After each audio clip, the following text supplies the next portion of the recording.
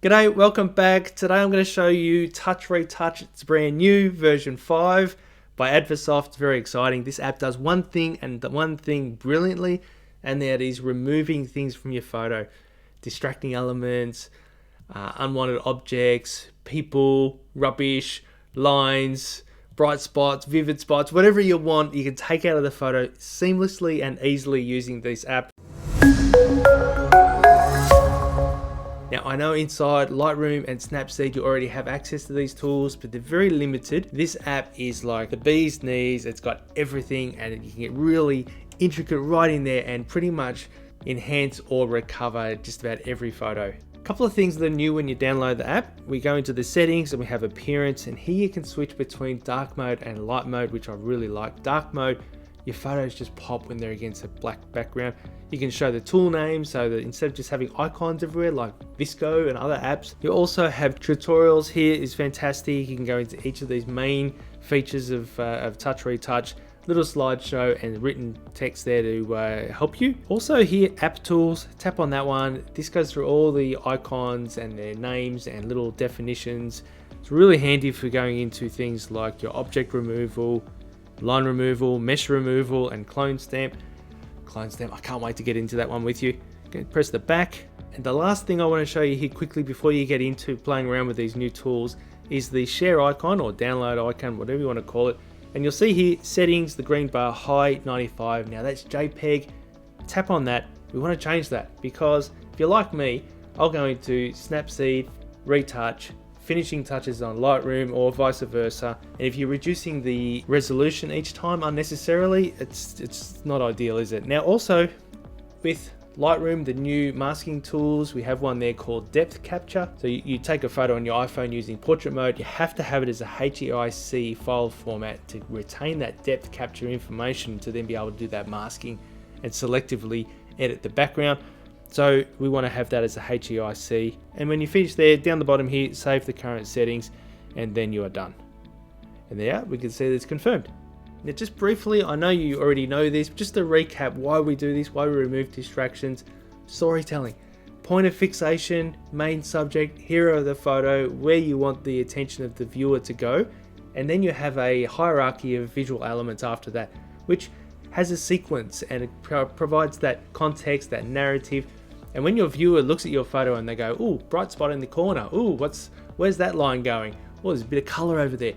If it's not adding to the story the way you want to and you intend in your creativity, the way you're editing and enhancing your photo, then it takes it away from it. So that's why this app is really good. Now, you do have access to tools inside Snapseed and Lightroom that I keep talking about, but they're nowhere near as advanced and have precise control that you do here. So for most things, just a simple swipe of the healing will do a great job, but here you get to do the cloning, and there's 3 different types of cloning now, which I'm really excited to show you. But first of all, I'm going to show you objects, and I'm going to introduce you to my dog Lucy. I've got a photo of her down the beach. She's got the lead on, adds context, adds a leading line. I get that, might not want to remove it, but let's use that as an example here because it's a little bit challenging. Tap on objects first. Now, on default, it comes up as auto. When I swipe on there and then let go, what it's going to do is it's going to intelligently pick up the surrounding area, the content aware of the surrounding pixels, copies those and fills it in. So if I let go, it's done a great job with the lead, but then up at Lucy's shoulder there, you can see before and after it's cut in there. So it didn't do a great job because we don't have any control. If I go into the settings, all I can do is change the brush size. Now I can tap on restore and I can go in there and I can restore. So that is a good option. If I go in here and go brush, get in there nice and close. And again, I'm gonna have to get in there really close. What we can do here is we can then go over to the clone stamp, okay? And I can go in there and I can select another area here and swipe over and replace. So we're copying from one area into another. That was a bit rough, a bit rough and ready. Let's do it again. There we go. All right, that worked really well. Inside the clone tool, we've got lots of options. You can change the brush size there. You can change the hardness. And I'll show you when I'll bring it back up so I'm going to show you a couple of these settings here. Hardness, okay? Make it super hard. Go across, sharp edge, okay? If I reduce that, Or if I double tap on one of those lines, see the slider, if I double tap on that, it'll reset back to its default setting. You can see there, it's a bit more natural. Most things have a blurry edge, not a sharp edge. So that default setting is pretty good. Opacity, we can reduce that. So if I swipe through there, you can see there that it is 50%, whatever we set up there. For areas where you want it to look a bit more natural and not look like it's been cut and paste, having a reduced opacity and a softer edge, feathering, hardness, that's what we call it here, can be really good. Now, edge aware is where you get into some of those areas and you don't want to copy over top of areas, but you really need some contrasting lines for that edge aware to work quite well. Now, this mirroring one is a little bit interesting. Now, inside their tutorials, they show a great example of a bridge where you can make it look more symmetrical by copying one side and replacing it. The only one I found really helpful here for myself from a practical point of view is the horizontal, and you can go in here and you can change, you can copy that in, and this is the example they show you where you can copy from one side and replace on the other. When you start getting into these verticals, have a look when I pick up that point there, she turns upside down. Okay, same with the diagonal. I don't understand why you would want to use this, because everything you do becomes upside down. But anyway, the one that I think that has real potential there to use and play around with is the horizontal one, because you can mirror, and for those good symmetrical photos. Jeez, I made that look like a dog's breakfast of my dog there. Now, the mesh tool is one through the beta program, and I was playing around with it. I thought, I'm never going to need that. Why would I need that? But during that time when I was playing around with it, I actually took this photo and actually did need to remove the mesh. I didn't choose where this cockatoo landed. So here, look how good this is. I just tap mesh and it just goes bang. It's selected it all, and then you press go. Now, have a look. There's a few little issues there, and you can see here we've missed some areas and we've missed the shade, the shadows. So I'm going to undo. And one thing I like about this is that when you've done that and it's selected it, it's done a great job, you can adjust the accuracy. Okay, so you can reduce it or increase it. When I increase it, I still haven't quite got those bits at the top. So I'm going to reduce it, and you can see what I'm doing there by increasing, decreasing. I just want it to select the fence, but I can brush and I can add to it. So now I'm going to add, and you can do it quite roughly. It doesn't have to be precise. I'm just going to add these little areas. Okay, pinch and zoom, getting nice and close, and go in there and do these shadows too. Oh, uh-oh, not that one. Raise that. Leave the shadow of the little talon in there. Brush, go back in here. All right, one there, bit of a shadow, one there. It's only the top bit that it struggled to pick up. Everything else did a brilliant job. And a little bit there, and let's go. All right, and you can see there the fence is completely gone. There's just a few little bits here that we need to fix up. If I just tap the back button, I can just go into objects and then just bang, leave it on auto. Auto does a great job. If auto struggles, then of course we can just tap on that and go to manual, and we can go in here and we can do a bit more precise, and then go, okay, now that I've manually controlled that, let's go again. So have a look at that. That's pretty impressive. Now it does struggle, like everything. You push it. Let's push it to see what the limitations are. I think that's gonna push it. Let's give it a go. Mesh. And it looks good. I mean, it looks like it's captured it all. Let's reduce that accuracy. Yeah, if we reduce it too much, we go back up there. Press the go. What's it gonna do? Bang. Well, we can see through it. But anyway, I've got another example here. Okay, so this was the deer when we were on holidays in Austria prior to the pandemic. If we go into mesh, it's going to scan it. It's missed a lot, hasn't it? Let's increase the accuracy, and again we're going to have to just brush in a little bit here. Okay, through there. Thought I pressed the go button then prematurely. And a little bit over there. Where else have I got? Why not throw that in? Missed a bit here. So you can see here, we can pretty much see that it needs to have some good contrast, good lighting for it to work well, and job done. That worked really well. Now we could have, and I'm just going to long press, go back to the original. There we go. There's only one step actually, so I just undid that. Now you can go objects, brush, but you can see here to get it nice and accurate, we've got to go in nice and close.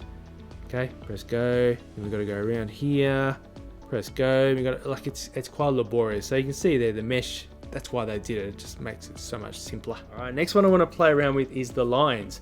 Now here, this was an exciting photo for us as a family because it was the first time we've ever seen snow-capped peaks like this.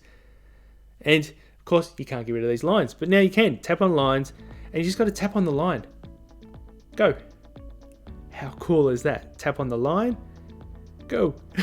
You can tap them. You can go tap, tap, tap, tap, tap, tap, tap, tap over there. Oh, it didn't quite get it all. Anyway, that'll do. Let's just press go. It's got rid of most of them. And you can just go back and go remove that object. Go. You can see it's done quite a good job there. Now, you can always get in here nice and close. And how close can you get? That's fantastic, isn't it? And then just go. Bang. It's brilliant. I just love this app because I'm a perfectionist. And I just love the idea that I can get in here and waste so much time making my photo look perfect. But I love it. I mean, this is fun. This is fun stuff. Good stuff. Go and look at that. Brilliant. So cool. So excited these extra features that they've put in this app. Because a photo like this, I mean, it doesn't take it away from it. I know it's contextual and adds to it, but the story is the not so much, hey, here's the street and here's the road and here's the lines. Like, it's not about that. It's about just the intention was the mountains. So I can press that and go back out, and then look at that. I mean, that's what it's all about now. Whoop. And a floating street light. Let's get rid of that as well. Last thing I want to show you is the clone stamp. So here I have, and I'm going to go in here and I'm going to long press.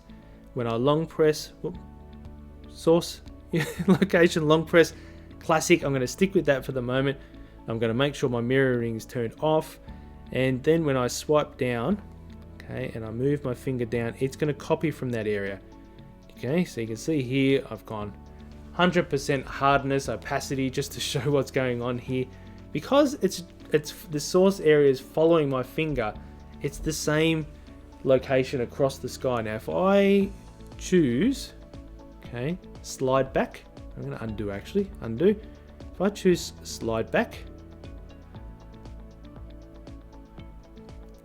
okay, what's going to happen is I can do this, and it's going to go back to that same spot. You can see here. Let's see, because the sky is dark blue at the top, light blue. Okay, and as I go down and let go, it's going to keep going back to that same location. Now where that's really handy, because you're probably thinking like I was, why would you want to do that? Well, one of the reasons why you want to do that is that, say we want to fill in some of this area with the tree here, right? This house, we want to fill in some of those areas. As we move our finger, we're copying and we're dragging over top of it. There's only a limited area that we can copy from. So if I go over here, okay, let go, it's going back to the same location again. Let go, okay, copy, let go, copy a bit, let go, quite like that. Now again, edge sharpness, we could make that look a lot better. Now, if you've made it this far into the video, thank you. Please subscribe, hit the bell, all that sort of thing. Want to show you just really quickly healing inside Snapseed and Lightroom and show you why Touch Retouch is so good and why I'm so excited about it. So we're going to healing, okay, and I'm going to just go in here and I'm going to just remove this bit here. You can see there, it's again same as the brush inside Touch Retouch. It's looking around the surrounding area, but it blurs everything. It blurs the edges. When it doesn't know, it just blurs it. So it's not a great job, and there's no cloning inside here. Just really quickly, if you're not really sure what the difference is inside Lightroom between the Band-Aid and the cloning, let's switch between the two and you'll see that basically the Band-Aid will replace things without the color.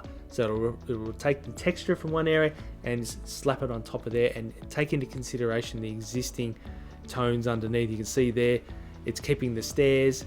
Here, it's keeping the wall. If I go to clone, it's just a copy and paste no matter where I stick it. Pros and cons to each of these tools. Snapseed and Lightroom are great for those quick little fixes. Sometimes they struggle, but whenever I'm going to go through that process of cleaning my photo, Touch Retouch is just awesome, and thoroughly recommend you go and download it today.